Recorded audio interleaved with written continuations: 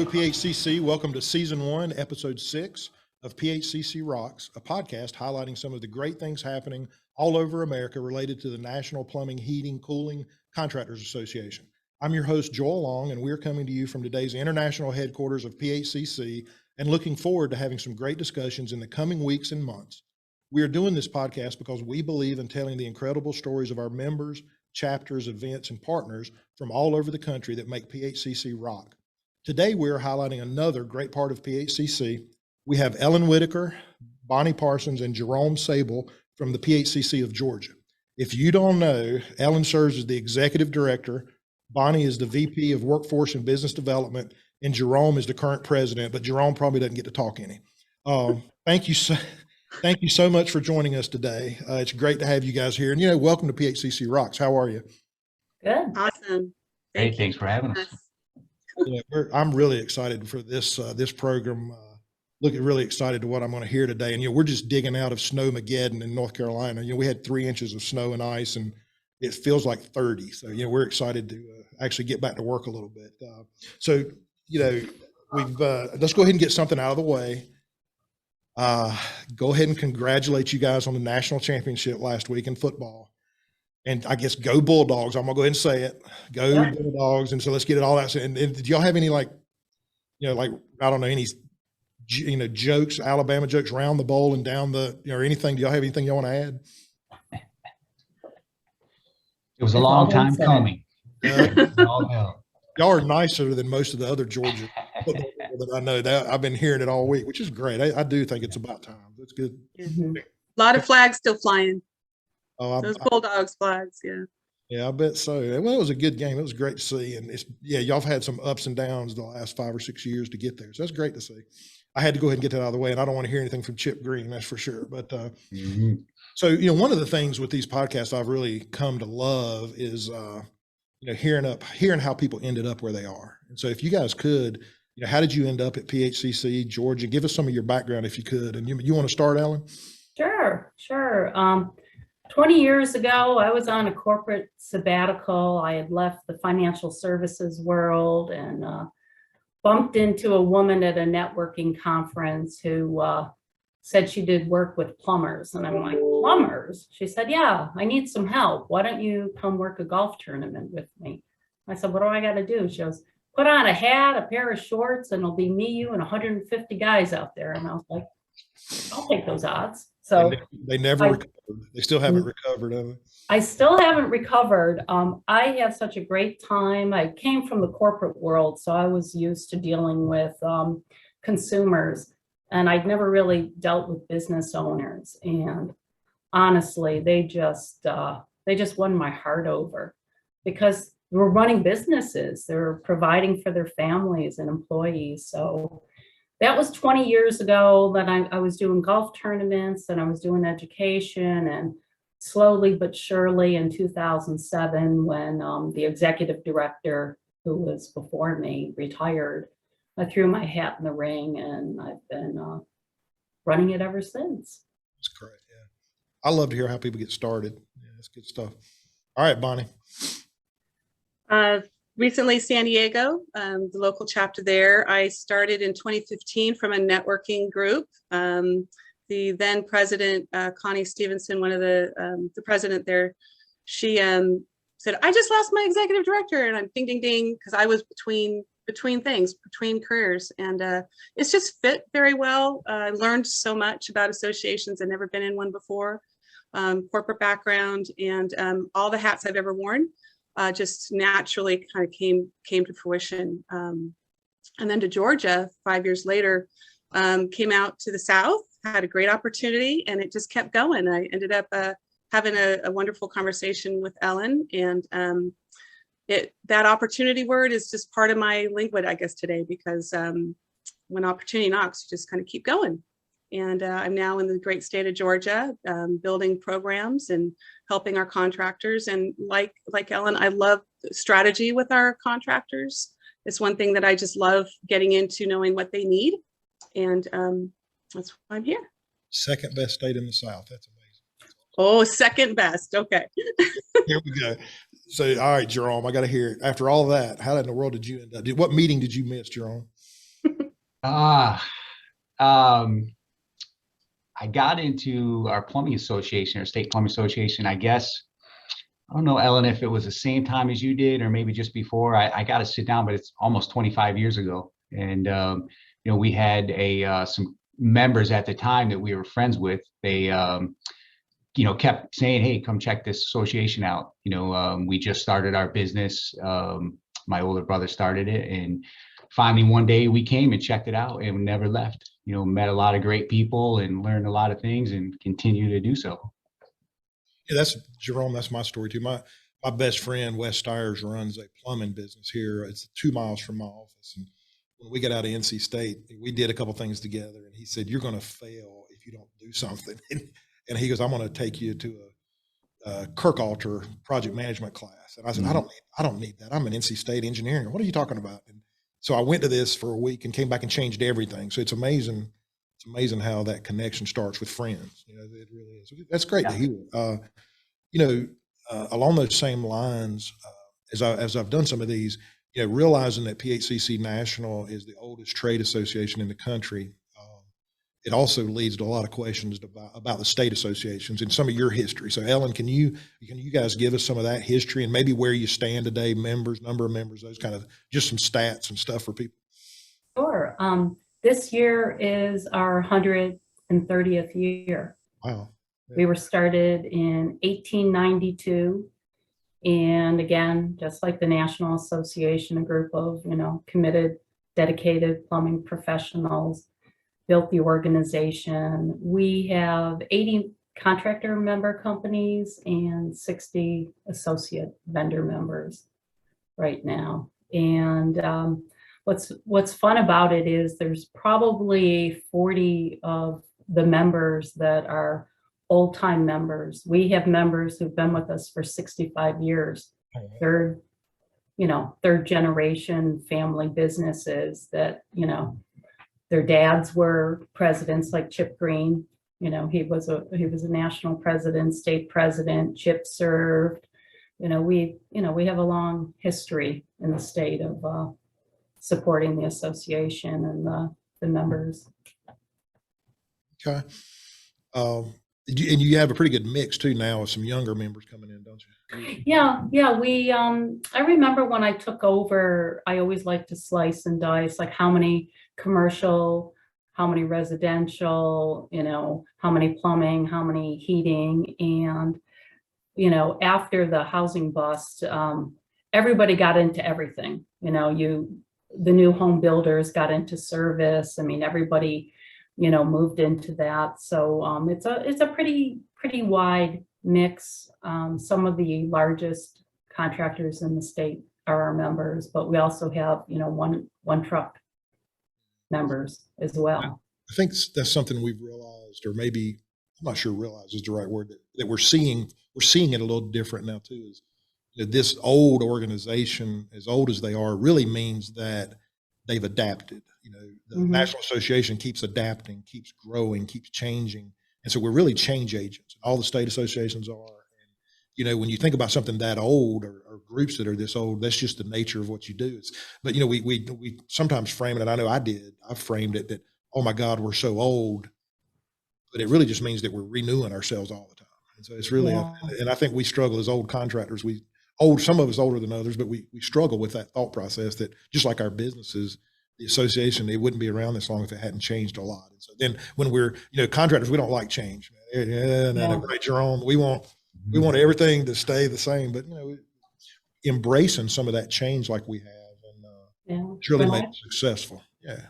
When I came on board, I remember having that odd contractor who didn't have a fax number, which, that like they don't have a fax. We have to call them or handwrite them. And then we had contractors who they don't have email addresses. And it's just interesting how, we used to fax everything when I first came on board to, now it's email. And now you get everyone's attention because you mail a piece of paper and it's like, hey, I got mail. Yeah, or the contractor that has 8 different phone numbers because you're pulling it off their website and it's their marketing number and you don't know how to really get a hold of them. I love the younger contractor owners. They're really giving us a run to figure out that younger generation and getting to the 20 and 30-year-olds that are running, figuring it out themselves and being part of the conversation and learning from them is amazing.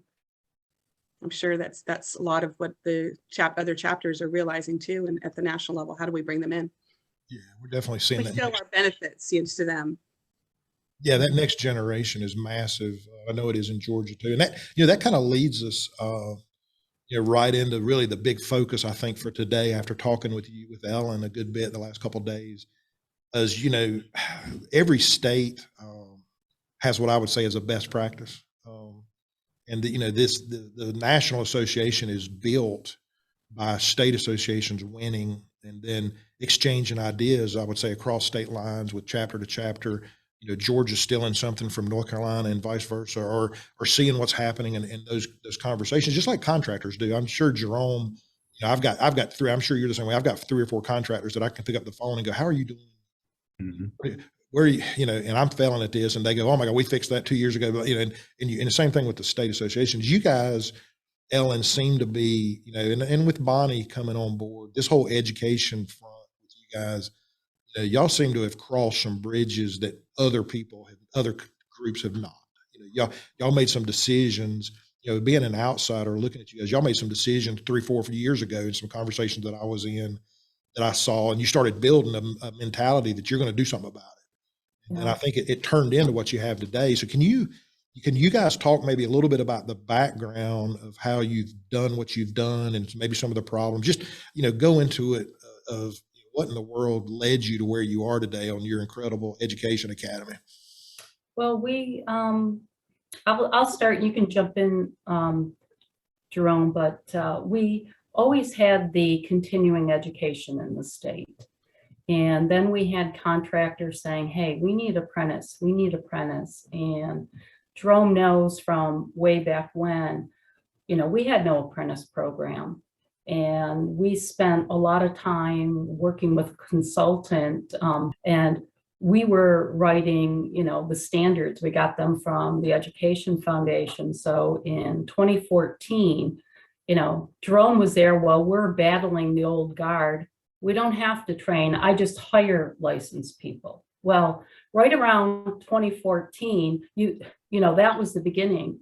We've got to train people. So we got our fledgling school going. We had, Chip Green donate the one room classroom for us down there, schoolhouse. We had 4 people in it. I was at a meeting in 2016, and Nicole Urizio from New Jersey is like, you got to try this online stuff, Ellen. I'm like, I don't even know what I'm doing. We just started this thing. She's like, don't worry, I'll hold your hand through it.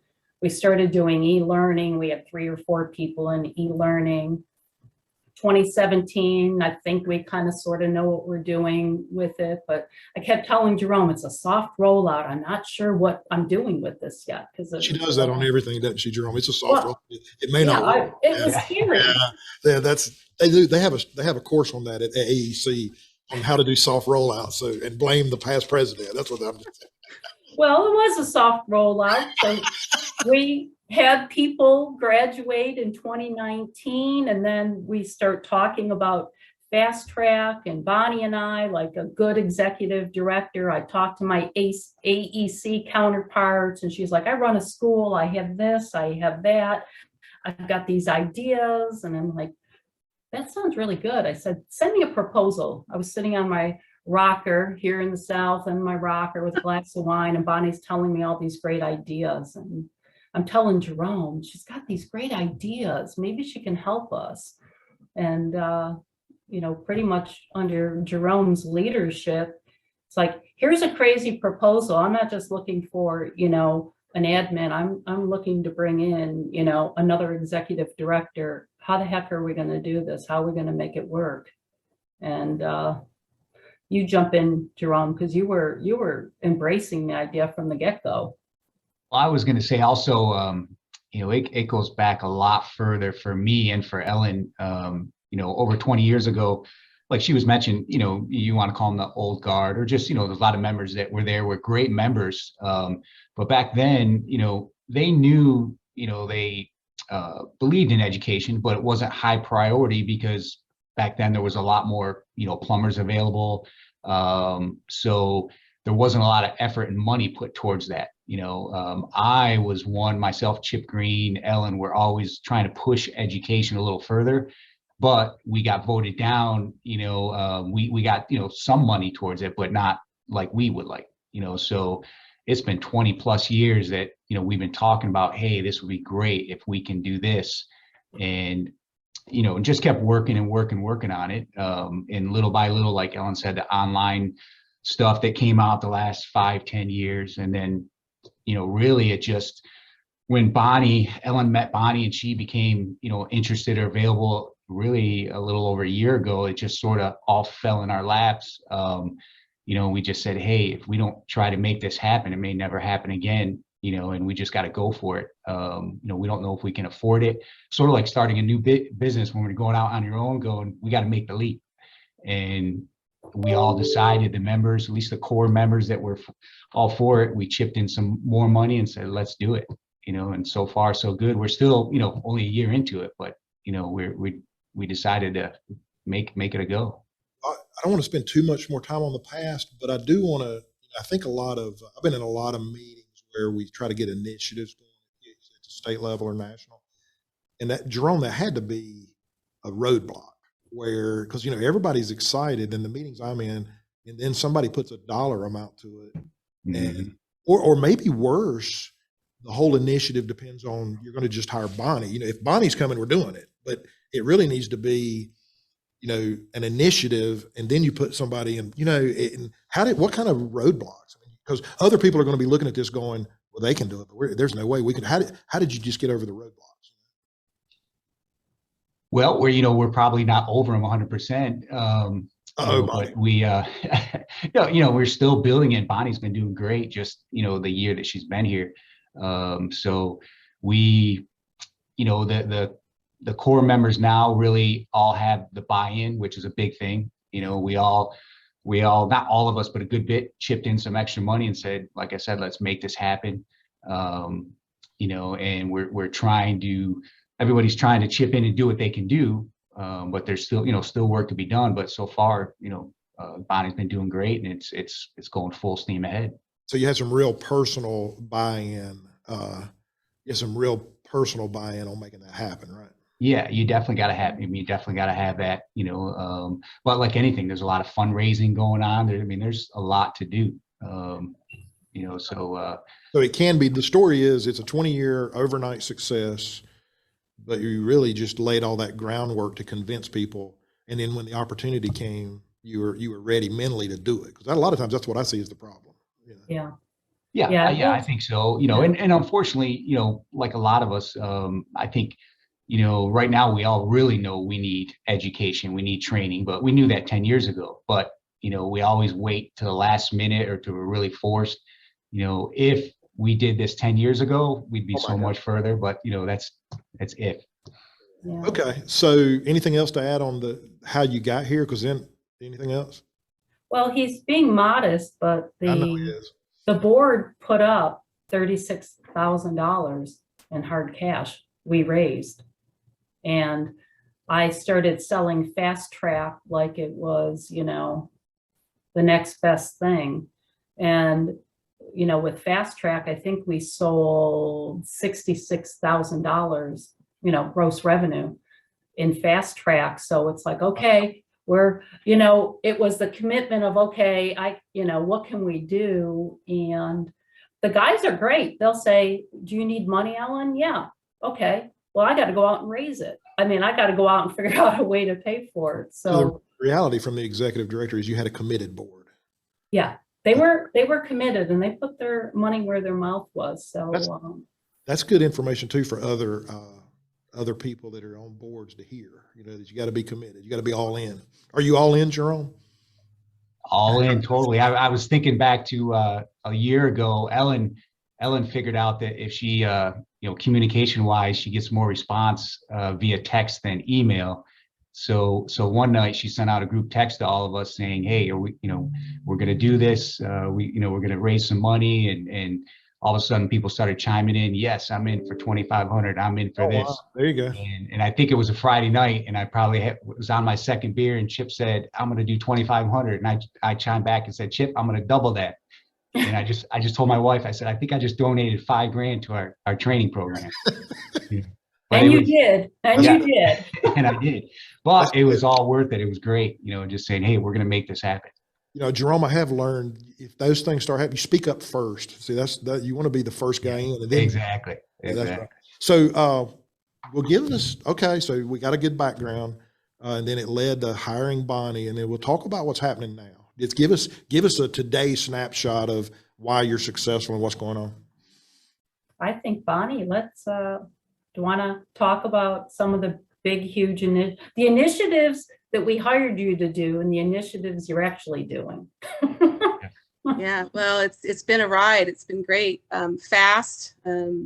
So the original slogan that I started forming with talking with contractors here was mentor and train for the future of the trades. And, some of them from older mentality was, no, I just want to hire the guys that have the experience. Well, they're not around anymore. They're retiring. We need to train. So as long as you have that mentality at the top, middle, and at the supervisor level and all the way down to the apprentices, it needs to be run through the entire organization, because I've found that even though the top guys, the owners were, yes, we need to train, the middle guys weren't letting go to class, not spending time on e-learning. So that buy-in needed to be coming from the full organization. So that's where we started over a year ago with just getting going with rebuilding the Macon facility, Chip's facility here, and just starting with that. And I spent a couple days scraping gum. This is Mr. Chip Green. You got to come all the way in. Oh my gosh. Come on in. Brother Joe, how are you? I'm doing well, sir. We are so glad to see you, sir. And Jerome's going to double the, he said he wants you to double the investment, something about that right before you got on. So, congrats, Chip, and past President Chip Green, man. It's great to see you from the great state of Georgia. And congrats on your Bulldogs. You're doing a great job. Keep it up. Yeah, as long as I keep saying go Bulldogs, that's right. So Chip is our year 2 instructor for our Macon facility here. So he's coming in and getting ready for class. Perfect. Yeah, so we got the building going. We broke some walls down. We spent most of summer last year promoting. We got 22 students here for plumbing 1-2 and HVAC 1-2. Hired the instructors. We really focused on that first, and as we started talking with our contractor members, we uncovered so many more opportunities, and it's led to building a plumbing program at the technology schools, the technical colleges, starting with Chattahoochee outside of Atlanta, and asking the questions. What do you have? How can we help? Where do we go? How do we build the curriculum? Where do we get it from? Hire the instructors. What's it going to cost? And so as we started doing that and deep diving in with our contractor members, we found that they can't drive 2 hours to a school. So plumbers aren't gonna, the apprentices, the technicians may not want e-learning. So how do we help them build an in-house program? So what are our expertises? Running schools, running training programs. Let's bring that to the contractors. So we implemented that with a couple of our members, and we just landed a proposal to help that. Far reaches of Georgia, and they're going to start their own apprenticeship program in-house. So those are the things that are coming to fruition after we've started with the school, and it became helping the contractors with their strategic needs and training and growing their organizations. So it sounds like you were hired, and I'm paraphrasing, correct me, I'm sure you will, to do basically some brick and mortar, like in Macon, brick and mortar continuation, get that, but it's really started to morph into whatever contractors need wherever they are in Georgia and whatever they're ready for, because that's what I'm hearing. As a contractor, I'm going, okay, if I can go to Macon, great, or maybe if you got another brick and mortar, but if I need to do it at my office, and you've got a path to do that, and if I want to do it all e-learning, you got a path to do that. Is that? Yeah, and then for the technical colleges, there's in Georgia, there's a technical college system with 22 colleges within the system. And what we build in one easily built out in the others. So if you're close to a metropolitan area, awesome. If you're close to an area that just has a technical school, awesome. If you want to go to the brick and mortar, awesome. We've got all of the different components, and that's exactly what we envisioned actually last in I think October of 2020. We were still thinking about how can we morph this into for the membership. Mm-hmm. One thing I'll point out, Joel, that Bonnie does really, really well is we have a menu of, okay, we can do a classroom, we can do e-learning, you can do it with the DOL, you can do it non-DOL, you can do, in-house, and, here's a little sheet like this. So if somebody calls and asks about it, Bonnie will pick up the phone, and an hour later, she'll know what their strategic plan is. Did the dad start the company, the grandfather? What are they trying to do? Are you trying to build a legacy? The next thing you know, she's like, I think I have a consulting proposal. Because what is it that you're trying to do? Do you just need to, train one guy to get your service truck up and running? Or are you building a legacy? And Chip, the Macon School, Middle Georgia, that's a legacy to him and his dad. Sure. And, Yeah, you better believe it. Yeah. And she's going to be working with, Gold Mech in Augusta. We've got Mock in Savannah. And we've got, 2 more identified that are in the far reaches of the state. And it's really bringing the menu of items. And that's what's bringing in new members. People who know that we're really the only game for training in the state of Georgia. It's like you mentioned earlier, Joel, we're trying to adapt and do what the members want. Ellen's always been like that. 5 years ago, she, was doing all the training herself, what she can do. And she just said, I got 5 different sort of programs going, little things that this is the way this company wanted, this way this company wanted. So I just adapted to them, and I'm trying to help them out, and sort of started building it from there. So Bonnie, you're just doing workforce development education, right? Just. I'm going somewhere. Yes. That's all you're doing. And on any given day, it's either the business development or the workforce development. And we're also in Georgia. I'm not sure other states, they have something called SEFCA, which is construction ready. We partnered with them. They've got a huge grant to be able to partner with someone else that has the promotional exposure, to be able to tally with them to build the trade has been a real big focus. So that is workforce. Yeah. Yeah. Where are you going with it? Where I was going was, I know in my experience across the country, we tend to, the structure of a lot of state associations seems to be that we have an executive director, and then we tell them to hurry up, and we tell them to do more, and then do education, and then they get spread so wide that it's really difficult for them to accomplish a lot of the big things that need to happen. And so it's the story that I see is that, the Georgia board decided to put resources into what they think is the most important thing happening, which is education to help them find workforce. Because, to Jerome's point earlier, we're starving. 20 years ago, we weren't starving for people. Now we're starving for people. And so now y'all have developed a career path that kids and parents can see, and you're doing it in a multitude of resources, directions. You're partnering with the community colleges, you're reaching out, you're partnering with marketing people that can help you. You're doing all these different things. So there's all kind of different avenues to be successful, and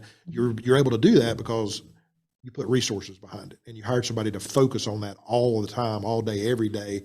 Instead of Ellen, before this, you were spending what percentage of your time? 50%, 40%, but it was wedged in between everything else. I was never scratching the surface of what could actually be done. It was just that little bit. And that's why when they're like, when are we going to roll this out? And I'm thinking, I don't got time to roll anything out, because Yes. Every phone call with a contractor to set them up on the DOL program is a 3-4 hour phone call. I can't, when I'm doing everything else. So, and one thing that here in Georgia, like Bonnie mentioned, we have the Construction Education Foundation of Georgia. But back when they were building the Mercedes-Benz Stadium, they didn't have enough welders. So Governor Deal put together this high demand initiative. And of course, all the trades went running down to the governor looking for money. And that's when they were like, well, you construction folk, you all, like, we're in silos, but they were like, well, you're all together. And of course, we know each other. We bump into each, ABC, AGC, the XYZ, the ASA, you name it, you have them in every state. Sure. And that we created a coalition, which is the Construction Industry Employer Roundtable.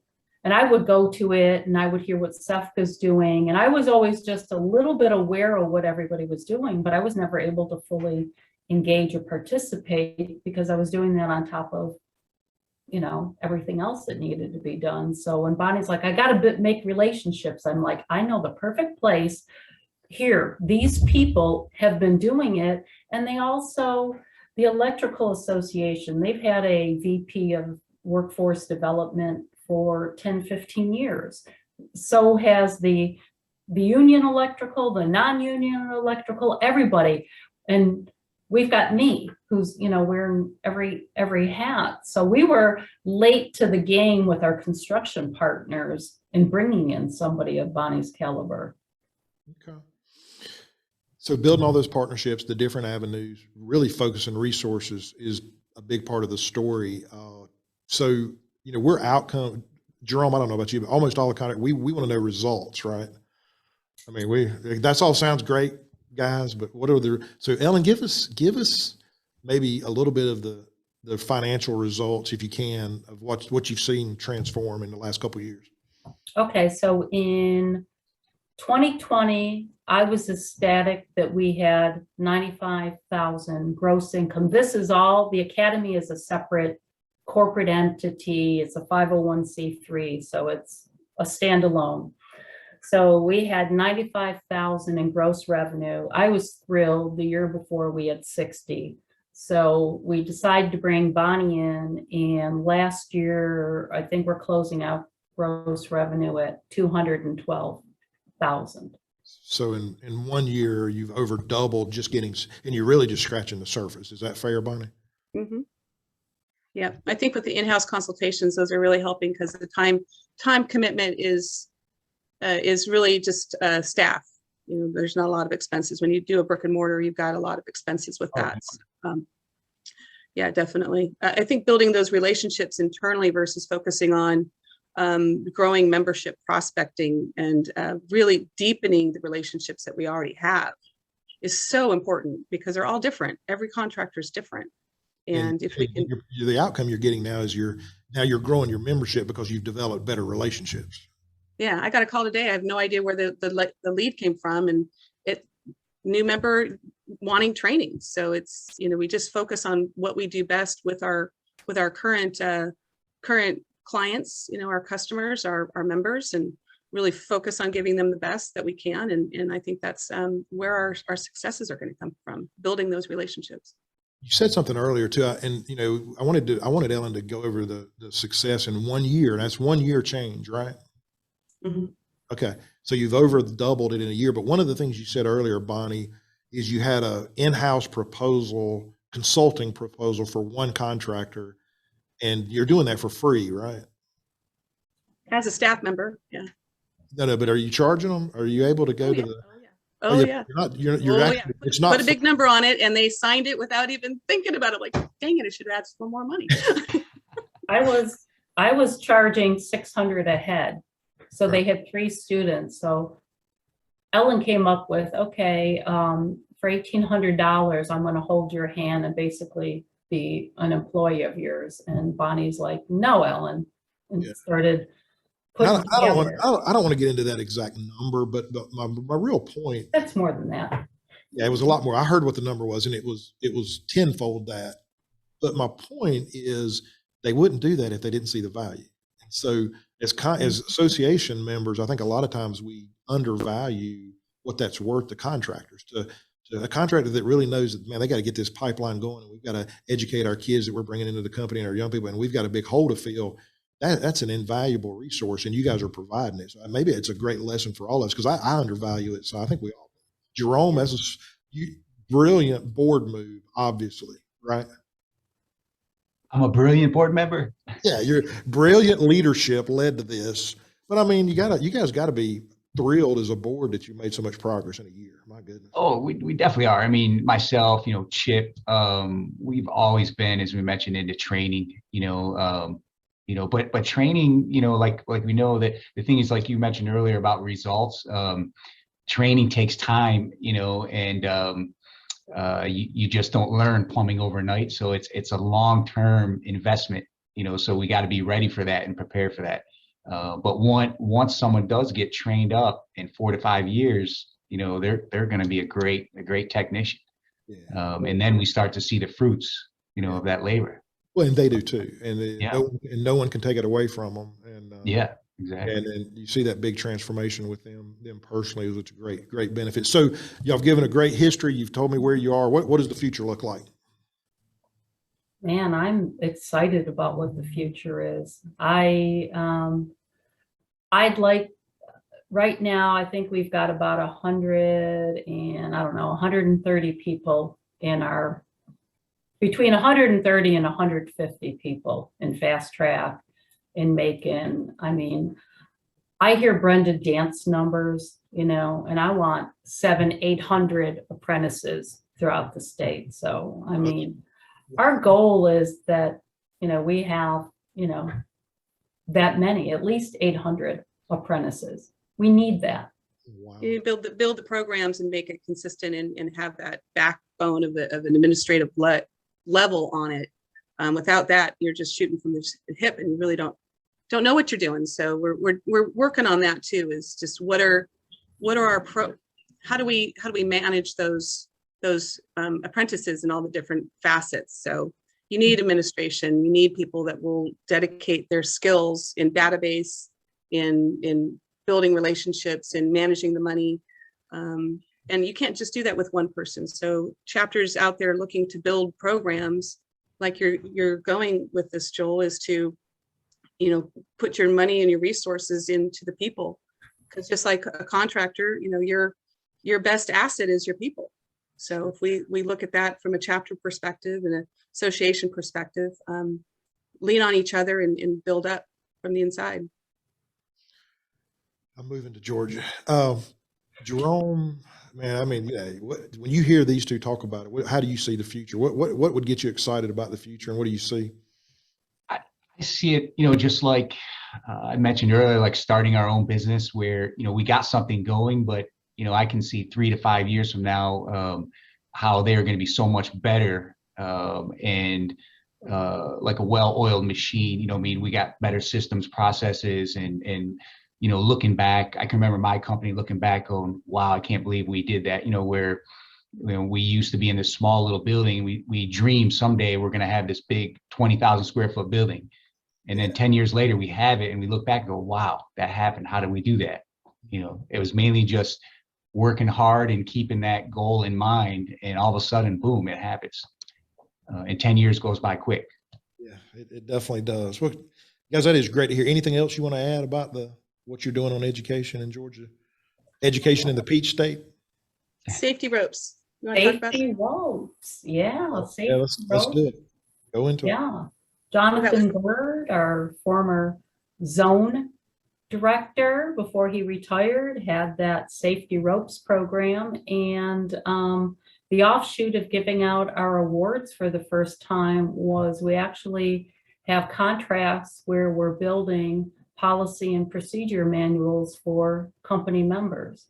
So what started as a way to recognize people who are taking proactive efforts in safety, we were able to actually turn that into a revenue stream.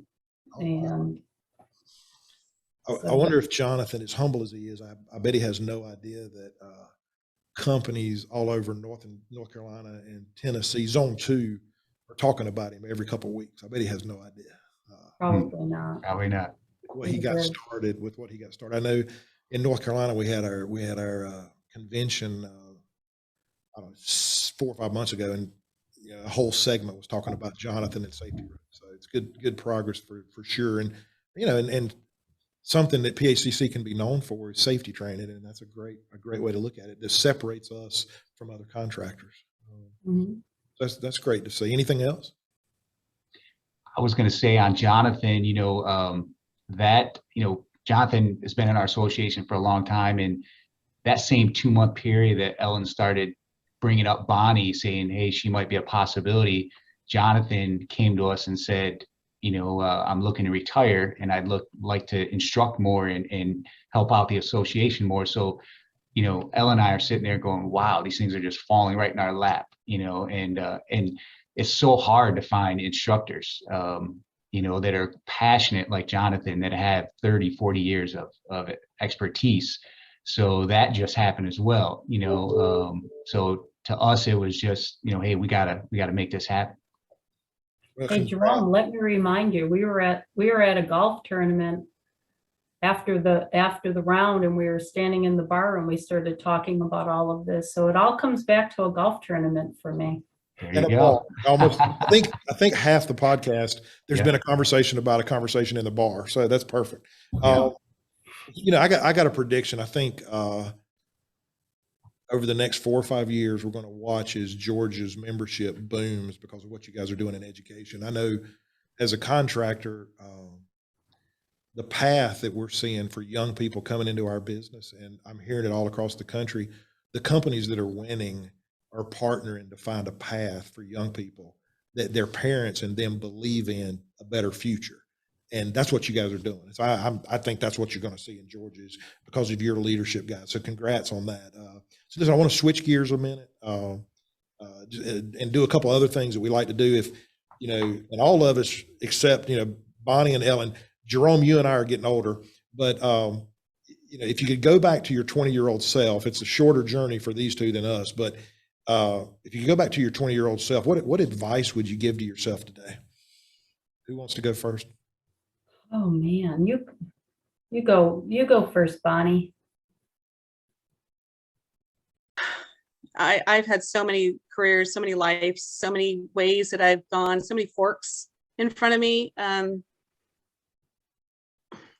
Just keep going. Just keep looking at the opportunity and go with your gut and enjoy the ride. I mean, it's so spectacular to go back and say, oh, I really regret that. No, you are where you are, and it's all about the people that you meet and making your heart feel good and keeping your family close and just making new connections. I've done that my entire life, and I've just keep going. I'd say, Bonnie, just keep going. You'll figure it out. Pretty good. I don't want to go. I wouldn't want to go next. Go ahead. Got somebody.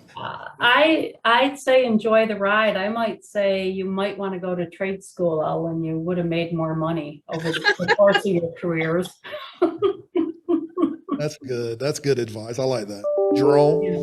Yeah. I was really lucky where, I had some really good mentors. My older brother who started our company and his partner at the time, they really were good mentors and, in business and personal, and like we tell all young people coming in now, it sounds like, your grandfather or something, but if you just put in the time and give me 5 good years and you will turn into something.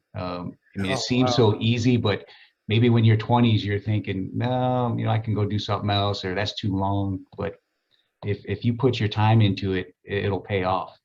It is so. I tell you, today's generation too. I got a 21-year-old son, and I think the world they're living in, the speed that they see and they've grown up with compared to what we did, it's harder to make a 5-year commitment or a 4-year commitment. Yeah. I think it is, and so yeah, that's great advice. Because I know when I was 20, I was going, now come on, let's go. And in today's world, it's even quicker. So yeah, that's great advice. Mm-hmm.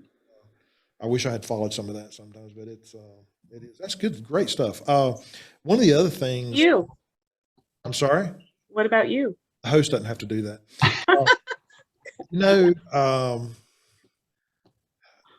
I think I wish I would have read a lot more earlier. I read so much now, and I didn't understand the perspectives it gives, or you can get from, even if it's things that don't matter. Like I've read a lot of history lately, George Washington and how unsure of himself he was you think George Washington now, we have this picture of him of this, this history. We rewrote history a little bit, but he was unsure of himself all through the Revolutionary War. So I wish I would have read more to have a better perspective earlier. But that's one of the things I wish I had some advice. Read things that you enjoy and not just things you think you have to read, but stuff like that. The other and on that topic, I like to try to give book recommendations. I've seen through PHCC and a lot of the things, most of the leaders I talk to read a good bit, and so I try to give a book or podcast recommendation. And mine and I'm going to do the first one. Mine this podcast is the Dog Poop Initiative. Have you ever heard of that? Write it down. Ellen can it's got a lot of pictures, Ellen. The Dog Poop Initiative by Kirk Weisler, and it's a book on taking initiative, and it's actually a kid's book that contractors really relate to. I love it. It's really pretty cool. Do y'all have any book recommendations or podcast recommendations? I'm reading Diane Gabaldon's Go Tell the Bees That I'm Gone, the 9th installment of the Outlander series. Goodness. Okay. George Washington, we're right up to George Washington it's back in time Oh wow. doing Okay. the revolution. Okay. Anybody else? I'm going to just, read the Plumbing 401 book. Oh, there you go. I always say I'm not a plumber, but I'm learning a lot. Go ahead, Jerome. Sorry. You're going to sleep well at night. I hear you. Okay, perfect. I also belong to QSC, and I'm involved in one of their peer groups. And a while ago, we all had to read a book, and report on it. And it was called the 4 Obsessions of an Extraordinary Executive.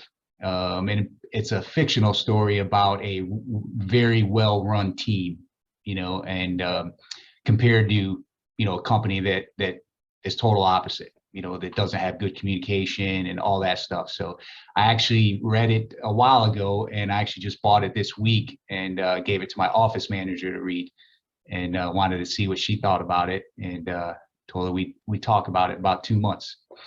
So 4 obsessions of what? Say that again.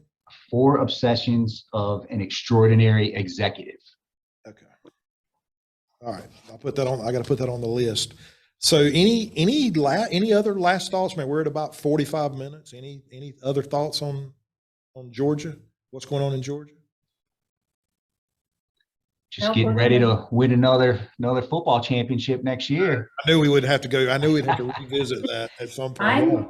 I'm more concerned about winning the Zone 2A Olympics, taking back the crown from I think Tennessee has it. I think Tennessee has it. Yeah, we'll have to cheat this year. So last year we didn't cheat enough, but that'll be okay. We didn't. No, that has been a really fun, the zone meetings that we have. I loved it. And I think it's really, to Bonnie's point earlier, it's built relationships, and I think that's what PHCC, the strength of PHCC really is. It's hard to show people sometimes until you get in the middle of it. And so I know I really appreciate the relationship with Ellen and over so many years that we were not going to talk about, but now Bonnie, seeing what you guys are doing, in such a short time, it's really great to see that success. So congratulations, guys. I think the biggest thing for PHCC National's perspective and mine personally is just telling the incredible stories of all the work that you're doing and the success. And so thanks today for sharing all that. Any closing comments? Let's hear a closing comment from each of you. Thank you to Chip Green, who's our plumbing year 2 instructor, sitting in the other room waiting for his class to start. Kissing up, Bonnie. You learned. That's great, Bonnie. Good job. No, I'm just happy to be here. I'm blessed. So thank you to all of you for the opportunity. Well, I want to thank Bonnie for joining our team, and really for Jerome and Chip for taking that leap of faith and that Friday night putting the money up. It makes a big difference. Early on, I would do things because the old guard told me it couldn't be done, and to have a board that actually, I wanted to prove that it could be done, but to have a board and executive team that actually gets it and supports you, we can do anything, with a good team. I would say, you talked about relationships and networking. I tell people all the time, that's the biggest thing. Probably, I can't remember if it was a Connect meeting or a QSC Power meeting. First one I went to, I met a guy that's very popular, he's retired now. He said, all these seminars are great, but he said, right here in the bar, he said, this is where you're going to really learn it. He said, you're going to have relationships and you meet these people and you're going to learn a lot. These people are going to help you out. They're going to save you a lot of money, give you a lot of business tips. And locally, it's the same thing with, Ellen and Bonnie and all our members here. We all help each other out, and it's just a great thing. Yeah, I think that's the Jerome. I think that's a great way to show the value and in the podcast, and that's what you guys have done and what we're doing across the country. So congrats, and that is a great point. Thank you so much. So I want to end on one other thing, Bonnie. I know you've kind of made this trek across the country, and we need to welcome you to the South. And if you're not living in the South, you won't understand. But my name is really Ronnie Joe. And I know yours is Bonnie Lynn, or Bonnie Lynn, is that right? I go by Bonnie Lynn now. Bonnie Lynn. And then Ellen, what's your middle name? Miss Ellie. So, no, what? Your middle name. Miss What's your middle name? Ellie. Oh, Ellie. Maureen. Ellen Moe. Ellie Moe. Okay, so Miss Ellie, we're gonna stick with Miss Ellie. Thank And you. all right, okay, sorry, and Jerome? My middle name, Michael. Jerome Michael. So man, we have made full circle here, and this is to be the perfect PHCC Rocks podcast. Bonnie Lynn, Miss Ellie, Jerome Michael, thank you so much for all the time today. And we're going to finish up this thing. Guys, thanks so much for taking the time to listen to today's episode, and please spread the word about our podcast, and please don't hesitate to contact us here at podcast@phccrocks.com. We're always looking for suggestions for future podcast topics and guests. You can find the podcast and subscribe at the website, phccrocks.com, and please follow us on our social media platforms. You can also find us and subscribe and rate the podcast on most podcast services such as Apple Podcasts, Spotify, and Google. Thanks again to Miss Ellie, Bonnie Lynn, and Jerome Michael for all the time today from the great state of Georgia, home of the 2022 college football national champions. Go Bulldogs. And and thank you guys so much for being our guest today, guys. Have a great week, and we'll see you soon. Thank you. Thank you. Thank you. Take care.